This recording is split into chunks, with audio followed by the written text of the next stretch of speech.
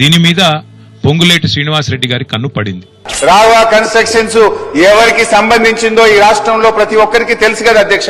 మంత్రి ఏ రకంగా ప్రభుత్వ ఆదాయానికి గండి కొట్టి తన స్వంత ఆస్తులు పెంచుకునే ప్రయత్నం చేస్తున్నాడో స్పష్టంగా తేలిపోయింది. పొంగులేటి శ్రీనివాసరెడ్డి అంటే బీఆర్ఎస్ లీడర్లకు ఎందుకింత భయం? గులాబీ దొంగల మందంతా కలిసి ఒక్కడినే ఎందుకు టార్గెట్ చేస్తున్నారు? ఎందుకంటే ఖమ్మం జిల్లాలో బీఆర్ఎస్ పార్టీకి కొరకరాని కొయ్యగా తయారైండు పొంగులేటి. ఖమ్మం జిల్లా నుంచి బీఆర్ఎస్ లో ఒక్కడినంటే ఒక్కడిని కూడా అసెంబ్లీ గేటు తాకనివ్వరని శపథం చేసి మరి ఒక్కళ్ళంటే ఒక్కళ్ళని కూడా అసెంబ్లీ గేటు తాకనీయను చెప్పినట్టే ఆ పార్టీకి అడ్రస్సే లేకుండా చేసిండు పొంగులేటి. అక్కడ మొదలైంది బీఆర్ఎస్ లీడర్లకు పొంగులేటిపై ఈ అక్కసు.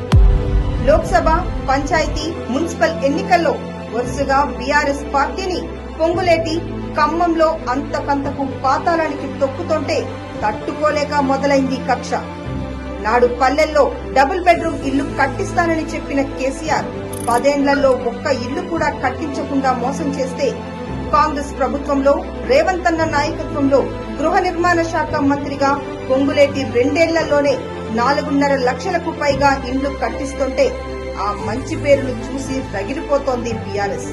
అందుకే పొంగులేటిని నేరుగా ఎదుర్కొనే దమ్ము లేక ఆయనకు వస్తున్న పేరును చూసి ఓర్వలేకే ఈ విమర్శలు, ఆరోపణలు.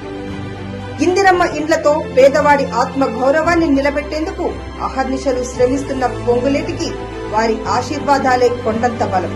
వాటి ముందు ఈ గులాబీ దొంగల ఆరోపణలు ఎంత?